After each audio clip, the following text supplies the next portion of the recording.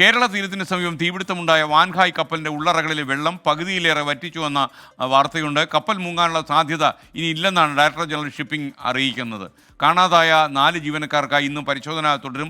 7 മീറ്ററോളം ഉയരത്തിലുണ്ടായിരുന്ന വെള്ളം കപ്പലിനകത്ത് നിന്ന് ഇതിനോടകം തന്നെ വാൻഹായ് കപ്പലിലെ 3.5 മീറ്ററോളം ഉയരത്തിൽ വെള്ളം പുറത്തേക്ക് കളയാൻ കഴിഞ്ഞിരിക്കുന്നത്. എഞ്ചിൻ റൂമിന്റെ അകത്ത് നിന്നും വെള്ളം പുറത്തേക്ക് പമ്പ് ചെയ്ത് കളയാൻ കഴിഞ്ഞിട്ടുണ്ട്. ഇതോടുകൂടി കപ്പൽ മുങ്ങാനുള്ള സാധ്യത പൂർണ്ണമായും അവസാനിച്ചു എന്നുള്ളതാണ് DG ഷിപ്പിംഗ് വ്യക്തമാക്കുന്നത്. ഒപ്പം തന്നെ ഇന്നലെ 14 അംഗ സംഘം കപ്പലിനകത്ത് പരിശോധന നടത്തിയിരുന്നു. ഇതിൽ കപ്പലിന്റെ തകരാറുമായി ബന്ധപ്പെട്ടുള്ള കാര്യങ്ങളും ഈ സംഘം പരിശോധിച്ചിട്ടുണ്ട്.